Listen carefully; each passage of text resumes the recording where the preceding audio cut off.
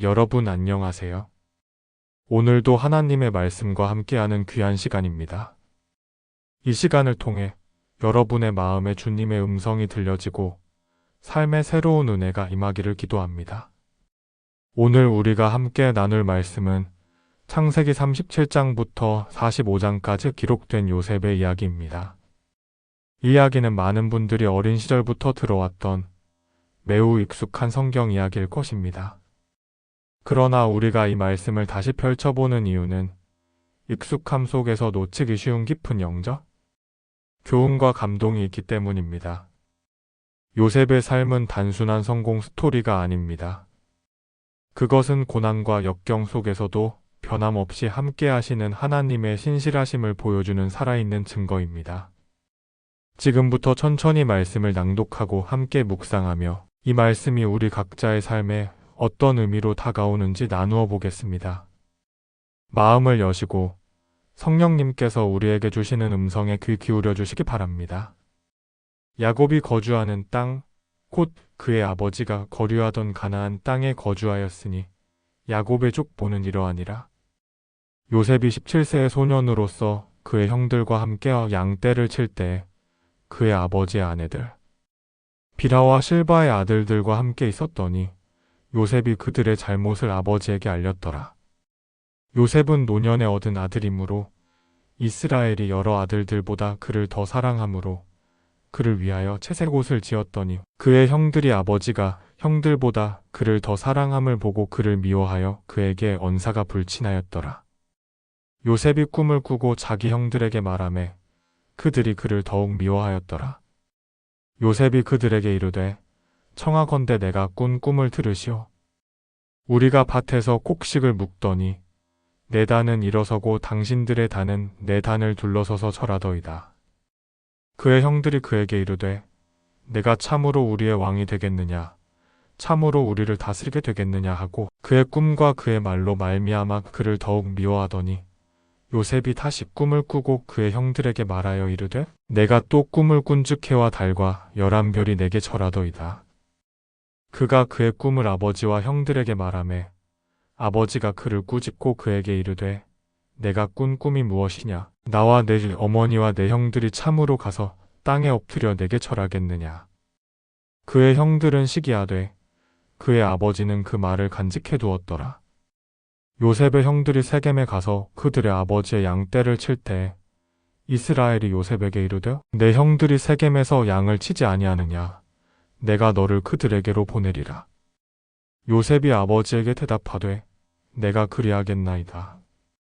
이스라엘이 그에게 이르되 가서 내 형들과 양떼가 다 잘 있는가 보고 돌아와 내게 말하라 하고 그를 헤브론 골짜기에서 보내니 그가 세겜으로 가니라.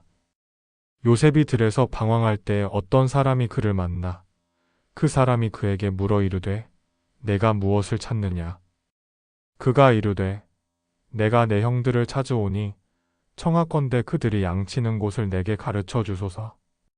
그 사람이 이르되 그들이 여기서 떠났느니라. 내가 그들의 말을 들으니 도단으로 가자 하더라 하니라. 요셉이 그의 형들의 뒤를 따라가서 도단에서 그들을 만나니라. 요셉이 그들에게 가까이 오기 전에 그들이 요셉을 멀리서 보고 죽이기를 꾀하여 서로 이르되 꿈꾸는 자가 오는도다. 자, 그를 죽여 한 구덩이에 던지고 우리가 말하기를 악한 짐승이 그를 잡아먹었다 하자. 그의 꿈이 어떻게 되는지를 우리가 볼 것이니라 하는지라. 르우벤이 듣고 요셉을 그들의 손에서 구원하려 하여 이르되 우리가 그의 생명은 해치지 말자.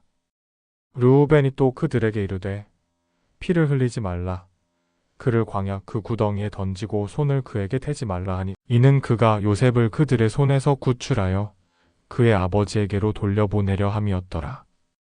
요셉이 형들에게 이를 때 그의 형들이 요셉의 옷, 곧 그가 입은 채색 옷을 벗기고 그를 잡아 구덩이에 던지니 그 구덩이는 빈 것이라 그 안에 물이 없었더라. 그들이 앉아 음식을 먹다가 눈을 들어본즉 한 무리의 이스마엘 사람들이 길르앗에서 오는지라. 그 낙타들의 향품과 유향과 몰약을 싣고 애굽으로 내려가는지라. 유다가 자기 형제에게 이르되 우리가 우리 동생을 죽이고 그의 피를 덮어둔들 무엇이 유익할까? 자, 그를 이스마엘 사람들에게 팔고 그에게 우리 손을 대지 말자. 그는 우리의 동생이요 우리의 혈육이니라 하매 그의 형제들이 청종하였더라. 그때 미디안 사람 상인들이 지나가는지라 형들이 요셉을 구덩이에서 끌어올리고 요셉을 은 20의 이스마엘 사람들에게 팔매 그 상인들이 요셉을 데리고 애굽으로 갔더라. 요셉이 애굽으로 끌려 내려가매 바로의 신하 친위대장 애굽 사람 보디발이 그를 그리로 데려간 이스마엘 사람의 손에서 그를 산이라. 여호와께서 요셉과 함께 하심으로 그가 형통한 자가 되어 그의 주인 애굽 사람의 집에 있으니 그의 주인이 여호와께서 그와 함께 하심을 보며 또 여호와께서 그의 범사에 형통하게 하심을 보았더라.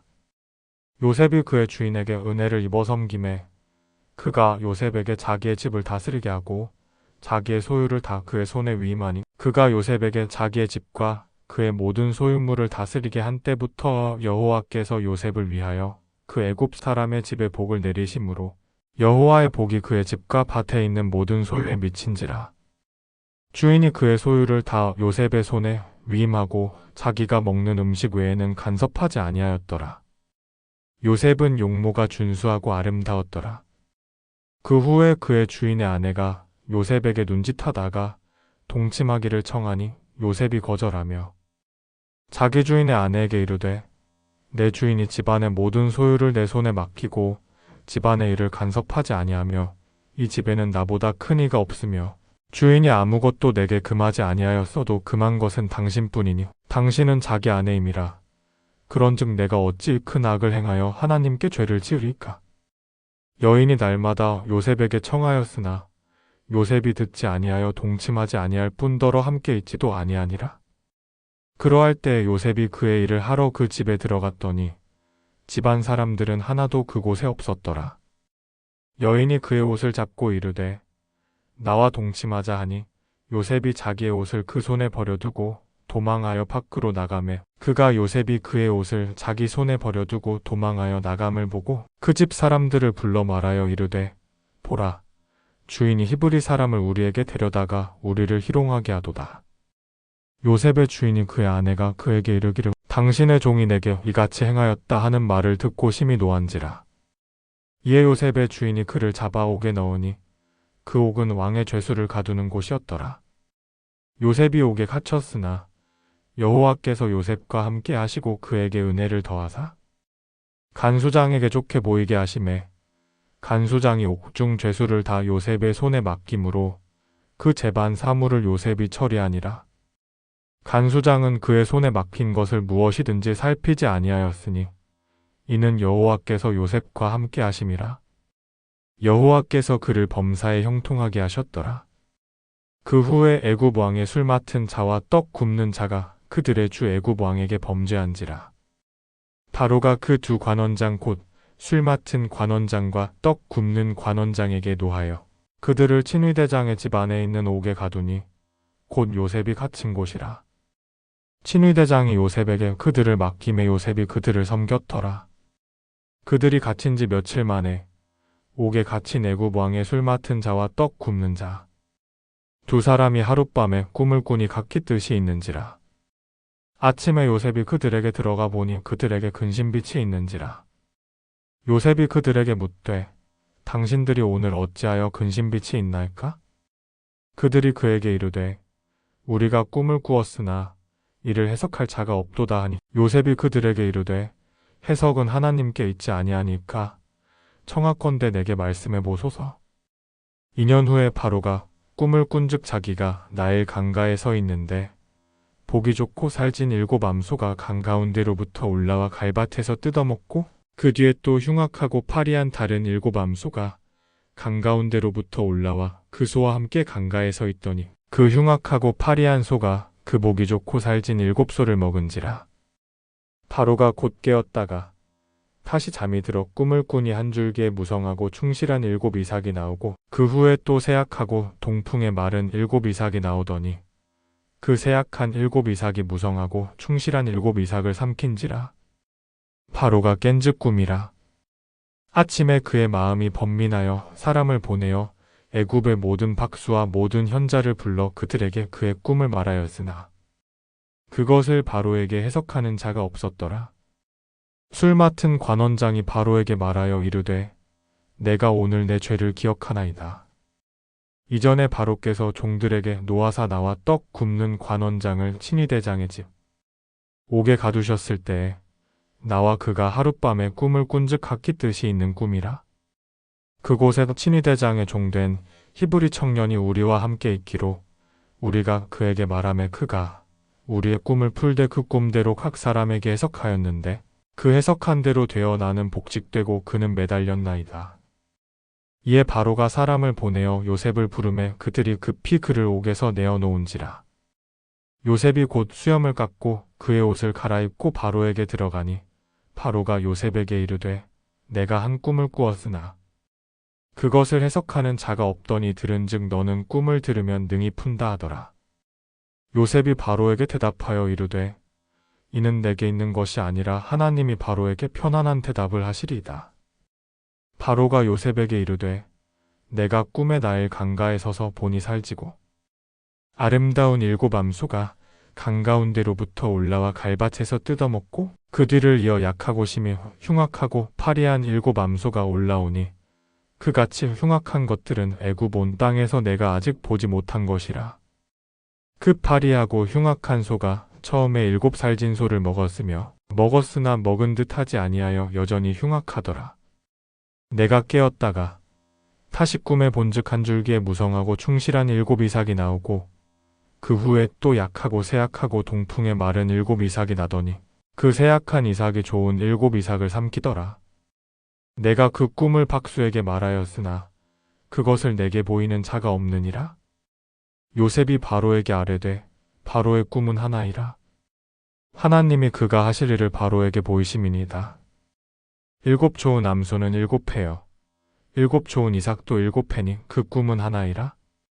그 후에 올라온 파리하고 흉악한 7소는 7회여 동풍에 말라 속이 빈 7 이삭도 7회 흉년이니 내가 바로에게 아뢰기를 하나님이 그가 하실 일을 바로에게 보이신다 함이 이것이라. 온 애굽 땅에 7회 큰 풍년이 있겠고 후에 7회 흉년이 들므로 애굽 땅에 있던 풍년을 다 잊어버리게 되고 이 땅이 기근으로 멸망할지라. 사랑하는 성도 여러분, 지금까지 우리는 요셉의 삶을 통해 하나님의 놀라운 섭리를 보았습니다. 요셉은 17살의 어린 나이에 형들의 시기와 미움을 받아 애굽 땅으로 팔려가게 됩니다. 이것은 인간적으로 볼 때 너무나 억울하고 비참한 일이었습니다. 사랑하는 아버지와 헤어지고 형들에게 배신당하고 노예로 팔려가는 이 상황을 누가 받아들일 수 있겠습니까? 그러나 성경은 놀라운 진리를 우리에게 말씀하고 있습니다. 창세기 39장 2절은 이렇게 기록하고 있습니다. 여호와께서 요셉과 함께 하심으로 그가 형통한 자가 되어. 바로 이것입니다. 하나님은 요셉을 버리지 않으셨습니다. 아니 오히려 그와 함께 하셨습니다. 요셉이 노예가 되었어도 보디발의 집에서 종살이를 하고 있어도 하나님은 그와 함께 계셨습니다. 더 놀라운 것은 요셉이 억울하게 감옥에 갇혔을 때에도 마찬가지였다는 사실입니다. 보디발의 아내가 요셉을 유혹했을 때 요셉은 하나님을 경외하는 마음으로 단호하게 거절했습니다. 내가 어찌 큰 악을 행하여 하나님께 죄를 지으리까? 이것이 요셉의 고백이었습니다. 그는 하나님 앞에서 정결함을 지키고자 했습니다. 그런데 그 결과는 무엇이었습니까? 억울하게 감옥에 갇히는 것이었습니다. 만약 우리가 이런 상황에 처한다면 어떻겠습니까? 하나님, 내가 당신을 위해 순결을 지켰는데 왜 이런 일을 당해야 합니까? 라고 원망하지 않겠습니까? 그러나 요셉은 감옥에서도 하나님을 신뢰했습니다. 그리고 성경은 또다시 놀라운 말씀을 기록하고 있습니다. 여호와께서 요셉과 함께 하시고 그에게 은혜를 더하사. 하나님은 감옥에서도 요셉과 함께 하셨습니다. 요셉은 감옥에서 바로의 술 맡은 관원장과 떡 굽는 관원장을 만나게 됩니다. 그들이 꿈을 꾸고 근심할 때 요셉은 하나님의 지혜로 그 꿈을 해석해 줍니다. 그리고 술 맡은 관원장에게 부탁합니다. 나를 기억해 주십시오. 바로에게 나를 언급해 주십시오. 그러나 술 맡은 관원장은 요셉을 잊어버립니다. 2년이라는 시간이 흘러갑니다. 2년입니다. 여러분, 감옥에서의 2년이 얼마나 긴 시간입니까? 하루하루가 지옥 같은 시간이었을 것입니다. 그러나 이것이 바로 하나님의 때였습니다. 하나님은 요셉을 잊지 않으셨습니다. 오히려 정확한 때에 바로가 꿈을 꾸고 아무도 해석하지 못할 그 순간에 술 맡은 관원장이 요셉을 기억하게 하셨습니다. 요셉은 바로 앞에 서게 됩니다. 그리고 바로의 꿈을 해석하면서 이렇게 말합니다. 이는 내게 있는 것이 아니라 하나님이 바로에게 편안한 대답을 하시리이다. 이 얼마나 겸손하고 믿음이 충만한 고백입니까? 요셉은 자신의 능력을 자랑하지 않았습니다. 모든 영광을 하나님께 돌렸습니다. 바로는 요셉의 지혜를 보고 그를 애굽의 총리로 세웁니다. 30세의 나이에 요셉은 세계 최강 대국의 총리가 됩니다. 노예에서 총리로, 죄수에서 통치자로, 이것이 바로 하나님의 역사입니다. 하나님은 요셉의 고난의 시간을 헛되이 하지 않으셨습니다. 그 모든 과정을 통해 요셉을 훈련하시고 준비시키시고 마침내 그를 높이셨습니다. 흉년이 온 땅에 들었을 때 요셉의 형들이 양식을 사러 애굽에 내려옵니다. 그들은 애굽의 총리 앞에 섰지만 그가 자신들의 동생 요셉인 줄 알지 못했습니다. 요셉은 형들을 알아보았습니다. 그러나 즉시 자신을 드러내지 않았습니다. 요셉은 그들을 시험했습니다. 형들이 변했는지, 진정으로 회개했는지 확인하고 싶었던 것입니다. 요셉은 형들에게 시므온을 인질로 잡아두고 막내 베냐민을 데려오라고 명령합니다. 형들은 서로 이야기합니다. 우리가 아우의 일로 말미암아 벌을 받는도다. 그가 우리에게 애걸할 때 그 마음의 괴로움을 보고도 듣지 아니하였더니 그러므로 이 괴로움이 우리에게 임하도다. 형들은 자신들의 죄를 깨닫고 있었습니다. 그들은 변화되어 있었습니다. 형들이 베냐민과 함께 다시 왔을 때 요셉은 또다시 그들을 시험합니다. 베냐민의 자루에 은잔을 넣어두고 그를 종으로 삼겠다고 합니다. 이때 유다가 나섭니다. 유다는 과거에 요셉을 팔자고 제안했던 바로 그 사람입니다. 그러나 이제 그는 변했습니다.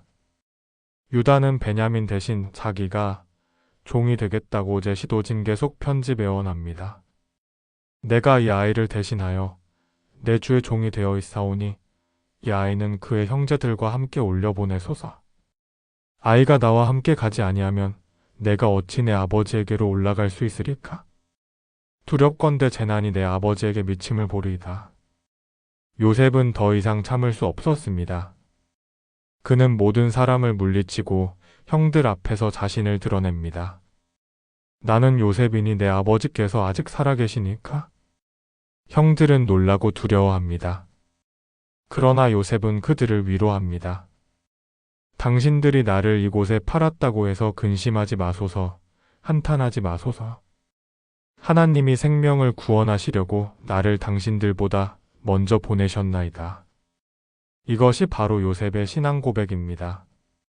형들이 자기를 판 것이 아니라 하나님이 자기를 보내신 것이라는 고백입니다. 하나님이 큰 구원으로 당신들의 생명을 보존하고 당신들의 후손을 세상에 두시려고 나를 당신들보다 먼저 보내셨나이다. 그런즉 나를 이곳에 보낸 이는 당신들이 아니요 하나님이시니 하나님이 나를 바로에게 아버지로 삼으시고 그의 온 집의 주로 삼으시며 애굽 온 땅의 통치자로 세우셨나이다. 요셉은 형들을 용서합니다. 그리고 그들을 품에 안고 울며 입을 맞춥니다. 이것은 단순한 용서가 아닙니다. 이것은 하나님의 섭리를 깨닫고 그 섭리 안에서 모든 것을 받아들이는 믿음의 용서입니다. 요셉은 자신의 고난이 헛되지 않았음을 알았습니다. 그 모든 과정이 하나님의 계획 안에 있었음을 깨달았습니다. 사랑하는 성도 여러분, 요셉의 이야기는 우리에게 무엇을 말하고 있습니까? 로마서 8장 28절의 말씀이 생생하게 살아 숨쉬고 있지 않습니까? 우리가 알거니와 하나님을 사랑하는 자, 곧 그의 뜻대로 부르심을 입은 자들에게는 모든 것이 합력하여 선을 이루느니라. 요셉의 삶에서 모든 것이 합력하여 선을 이루었습니다. 형들의 시기도, 노예로 팔려간 것도, 억울하게 감옥에 갇힌 것도, 술 맡은 관원장이 2년 동안 자기를 잊어버린 것도, 그 모든 것이 하나님의 계획 안에 있었습니다. 하나님은 이 모든 것을 사용하셨습니다. 요셉을 애굽의 총리로 세우시고 그를 통해 수많은 생명을 구원하시기 위해서였습니다. 만약 요셉이 형들에게 팔려가지 않았다면 어떻게 되었을까요? 만약 보디발의 집에 종으로 팔리지 않았다면 어떻게 되었을까요? 만약 감옥에 갇히지 않았다면 술 맡은 관원장을 만나지 못했을 것이고 바로 앞에 설 기회도 없었을 것입니다. 하나님은 우리가 이해할 수 없는 방법으로 일하십니다. 그러나 그 결과는 항상 선입니다. 항상 구원입니다. 항상 생명입니다. 요셉은 창세기 45장 5절에서 이렇게 고백합니다. 하나님이 생명을 구원하시려고 나를 당신들보다 먼저 보내셨나이다. 이것이 요셉이 자신의 고난을 바라보는 관점입니다. 그는 피해자의식에 사로잡히지 않았습니다. 원망과 분노에 빠지지 않았습니다. 대신 하나님의 섭리를 보았습니다. 하나님의 계획을 신뢰했습니다. 창세기 50장 20절에서 요셉은 다시 한번 고백합니다. 당신들은 나를 해하려 하였으나 하나님은 그것을 선으로 바꾸사 오늘과 같이 많은 백성의 생명을 구원하게 하시려 하셨나니 이것이 바로 하나님의 방법입니다. 사람은 악을 의도하지만 하나님은 그것을 선으로 바꾸십니다. 사람은 해하려 하지만 하나님은 그것을 통해 구원을 이루십니다. 사랑하는 여러분, 지금 여러분의 삶은 어떠십니까? 혹시 억울한 일을 당하고 계십니까? 이해할 수 없는 고난을 겪고 계십니까? 열심히 신앙생활을 했는데도 오히려 더 어려운 상황에 처하신 적은 없으십니까? 하나님, 내가 당신을 믿는데 왜 이런 일이 일어납니까? 라고 물어보신 적은 없으십니까? 요셉의 이야기는 바로 그런 우리에게 위로와 소망을 줍니다. 하나님은 우리를 버리지 않으십니다. 하나님은 우리와 함께 하십니다. 비록 지금은 이해되지 않아도, 지금은 고통스럽고 힘들어도 하나님은 그 모든 것을 합력하여 선을 이루고 계십니다. 요셉이 노예로 팔려갈 때 그는 자신이 총리가 될 줄 몰랐습니다. 감옥에 갇혔을 때 그는 자신이 수많은 생명을 구원하게 될 줄 몰랐습니다. 그러나 하나님은 알고 계셨습니다. 하나님은 처음부터 끝까지 모든 것을 계획하고 계셨습니다. 그리고 정확한 때에 가장 완벽한 방법으로 그 계획을 이루셨습니다. 우리의 삶도 마찬가지입니다. 지금은 알 수 없어도 나중에 돌아보면 하나님의 손길을 발견하게 될 것입니다. 지금은 고통스럽고 힘들어도 그 시간이 지나면 하나님의 선하신 뜻을 깨닫게 될 것입니다. 그러니 낙심하지 마십시오. 포기하지 마십시오. 하나님을 신뢰하십시오. 요셉의 이야기에서 우리가 주목해야 할 또 하나의 교훈이 있습니다. 그것은 바로 요셉이 어떤 상황에서도 하나님께 신실했다는 사실입니다. 보디발의 집에서 종살이를 할 때도, 감옥에 갇혔을 때도 요셉은 하나님을 경외하는 삶을 살았습니다.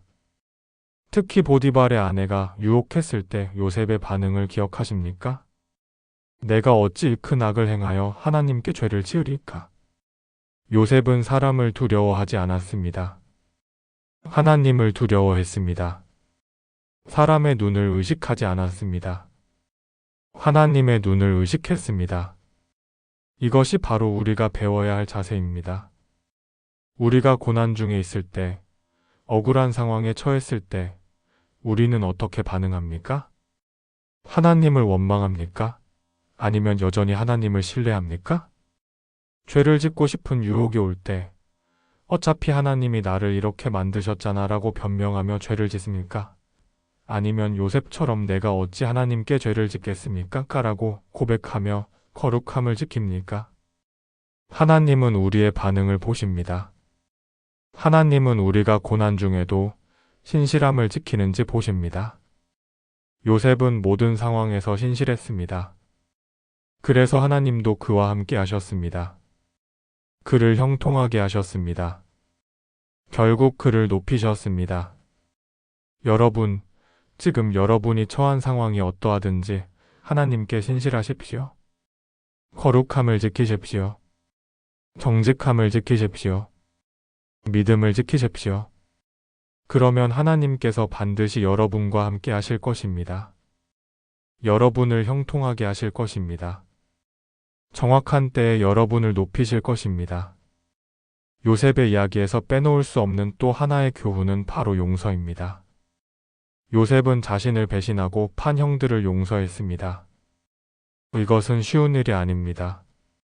인간적으로는 불가능한 일입니다. 그러나 요셉은 그들을 용서했습니다. 그리고 그들을 품에 안고 울었습니다. 무엇이 요셉으로 하여금 용서할 수 있게 했습니까? 그것은 바로 하나님의 섭리를 보는 눈이었습니다. 요셉은 형들의 악한 행동 뒤에 숨겨진 하나님의 선한 계획을 보았습니다. 그래서 그는 형들에게 이렇게 말할 수 있었습니다. 당신들이 나를 이곳에 판 것이 아니오 하나님이 나를 보내신 것입니다. 이것이 진정한 용서의 비결입니다. 우리가 하나님의 섭리를 볼 때 우리는 용서할 수 있습니다. 우리가 하나님의 더 큰 계획을 신뢰할 때 우리는 용서할 수 있습니다. 우리를 해한 사람이 아니라 그 모든 것을 주관하시는 하나님을 볼 때 우리는 용서할 수 있습니다. 혹시 여러분 중에 누군가를 용서하지 못해 고통받고 계신 분이 계십니까? 과거의 상처와 아픔 때문에 분노와 원망 속에 살고 계신 분이 계십니까? 요셉의 이야기가 여러분에게 자유를 주기를 바랍니다. 하나님의 섭리를 보십시오. 하나님의 더 큰 계획을 신뢰하십시오. 그리고 용서하십시오. 용서는 상대방을 위한 것이 아닙니다. 용서는 바로 여러분 자신을 위한 것입니다. 용서할 때 여러분이 자유로워집니다. 용서할 때 여러분이 치유받습니다. 용서할 때 하나님의 축복이 여러분의 삶에 흘러들어옵니다. 요셉의 이야기에서 우리가 배워야 할 또 하나의 중요한 교훈은 인내입니다. 요셉이 노예로 팔린 것이 17세 때였습니다. 그가 애굽의 총리가 된 것이 30세 때였습니다. 13년이라는 시간이 걸렸습니다. 13년 동안 요셉은 인내하며 기다렸습니다. 13년 동안 하나님을 신뢰하며 견뎠습니다. 특히 감옥에서의 시간을 생각해 보십시오. 술 맡은 관원장이 요셉을 기억해 달라는 부탁을 받고도 2년 동안 잊어버렸습니다. 2년입니다. 감옥에서의 2년이 얼마나 길고 고통스러운 시간이었겠습니까? 그러나 요셉은 인내했습니다. 하나님의 때를 기다렸습니다. 우리도 마찬가지입니다. 우리는 빨리빨리 문화에 익숙합니다. 즉각적인 결과를 원합니다. 기도하면 바로 응답받기를 원합니다. 그러나 하나님의 시간표는 우리의 시간표와 다릅니다. 하나님은 때때로 우리를 기다리게 하십니다. 그 기다림의 시간을 통해 우리를 훈련하시고 준비시키십니다. 만약 요셉이 20세의 총리가 되었다면 어땠을까요? 그는 아마도 그 자리를 감당하지 못했을 것입니다. 교만해지거나 실수했을 것입니다. 그러나 하나님은 13년이라는 시간을 통해 요셉을 준비시키셨습니다. 고난을 통해 그를 겸손하게 하셨습니다. 감옥을 통해 그를 단련하셨습니다. 그리고 완벽한 때에 30세에 그를 총리로 세우셨습니다. 여러분 지금 기다리는 중이십니까? 기도의 응답이 오지 않아 답답하십니까? 낙심하지 마십시오. 하나님은 여러분을 잊지 않으셨습니다. 하나님은 지금 여러분을 준비시키고 계십니다. 정확한 때에 가장 완벽한 방법으로 하나님의 계획을 이루실 것입니다. 그러니 인내하십시오. 하나님의 때를 기다리십시오. 시편 27편 14절은 이렇게 말씀합니다. 여호와를 기다릴지어다. 강하고 담대하며 여호와를 기다릴지어다. 하나님을 기다리는 것은 수동적으로 앉아 있는 것이 아닙니다. 강하고 담대하게 적극적으로 믿음으로 기다리는 것입니다. 요셉처럼 주어진 자리에서 최선을 다하면서 기다리는 것입니다. 하나님께 신실하면서 기다리는 것입니다. 사랑하는 성도 여러분, 오늘 우리는 요셉의 이야기를 통해 놀라운 하나님의 섭리를 보았습니다. 하나님은 요셉을 버리지 않으셨습니다. 노예가 되었을 때도, 감옥에 갇혔을 때도 하나님은 그와 함께 하셨습니다. 그리고 결국 그를 높이시고 그를 통해 수많은 생명을 구원하셨습니다. 이것은 과거 요셉에게만 일어난 이야기가 아닙니다. 이것은 바로 오늘 우리의 이야기입니다. 하나님은 지금도 우리와 함께 하십니다. 우리가 이해할 수 없는 고난을 당할 때도, 억울한 일을 겪을 때도 하나님은 우리를 버리지 않으십니다. 오히려 그 모든 것을 합력하여 선을 이루고 계십니다. 그러므로 우리는 오늘 요셉처럼 고백할 수 있기를 바랍니다. 하나님이 나를 이곳에 보내셨습니다. 사람이 해하려 했지만 하나님은 그것을 선으로 바꾸셨습니다. 하나님은 생명을 구원하시려고 나를 먼저 보내셨습니다. 이것이 우리의 고백이 되기를 바랍니다. 지금 여러분이 어떤 상황에 처해 있든지 하나님을 신뢰하십시오. 지금은 이해되지 않아도 나중에는 이해될 것입니다. 지금은 고통스러워도 그 끝에는 하나님의 선하신 계획이 있습니다. 그러니 낙심하지 마십시오. 포기하지 마십시오. 하나님과 함께 끝까지 가십시오. 요셉은 17세의 노예가 되었지만 30세의 총리가 되었습니다. 13년이 걸렸습니다. 그러나 그 13년이 헛되지 않았습니다. 그 13년이 요셉을 만들었습니다. 그 13년이 없었다면 총리 요셉도 없었을 것입니다. 여러분의 기다림도 헛되지 않을 것입니다. 여러분의 고난도 헛되지 않을 것입니다. 하나님은 그 모든 것을 사용하셔서 여러분을 빚으시고 준비시키시고 결국 높이실 것입니다. 오늘 이 말씀을 들으시는 모든 분들에게 주님의 은혜가 충만하기를 축복합니다. 요셉과 함께 하셨던 하나님께서 여러분과도 함께 하시기를 기도합니다. 여러분의 노예 생활이 있다면 그것이 총리로 가는 과정임을 믿으시기 바랍니다. 여러분의 감옥이 있다면 그것이 왕궁으로 가는 통로임을 믿으시기 바랍니다. 하나님은 여러분을 사랑하십니다. 하나님은 여러분을 위한 선한 계획을 가지고 계십니다. 예레미야 29장 11절 말씀처럼 여호와의 말씀이니라. 너희를 향한 나의 생각을 내가 아나니 평안이요 재앙이 아니니라. 너희에게 미래와 희망을 주는 것이니라. 이 약속을 붙드십시오. 이 약속을 믿으십시오. 그리고 기억하십시오. 하나님의 방법은 우리의 방법과 다릅니다. 하나님의 생각은 우리의 생각보다 높습니다. 때로 하나님은 우리를 낮은 곳으로 보내십니다. 그러나 그것은 우리를 높은 곳으로 올리시기 위함입니다. 때로 하나님은 우리를 어두운 곳에 두십니다. 그러나 그것은 우리를 빛 가운데로 인도하시기 위함입니다. 요셉의 이야기를 통해 우리 각자의 삶 속에서 일하시는 하나님의 손길을 발견하시기를 바랍니다. 그리고 오늘부터 새로운 눈으로 우리의 상황을 바라보시기 바랍니다. 문제가 아니라 하나님을 보십시오. 어려움이 아니라 하나님의 계획을 보십시오. 그러면 요셉처럼 여러분도 고백하게 될 것입니다. 하나님이 나를 이곳에 보내셨습니다.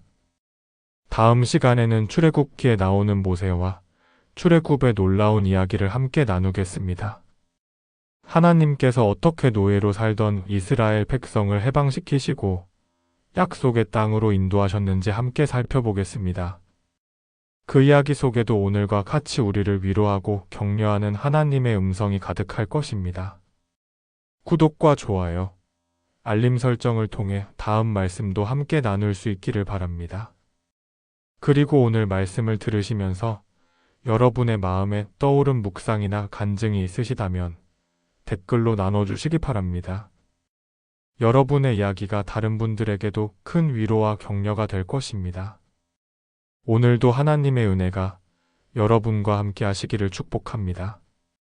여러분의 모든 길에 주님께서 동행하시고 여러분의 모든 계획에 주님의 뜻이 이루어지기를 기도합니다. 요셉과 함께 하셨던 하나님께서 여러분과도 함께 하셔서 여러분의 삶에도 놀라운 역사를 이루시기를 간절히 기도합니다.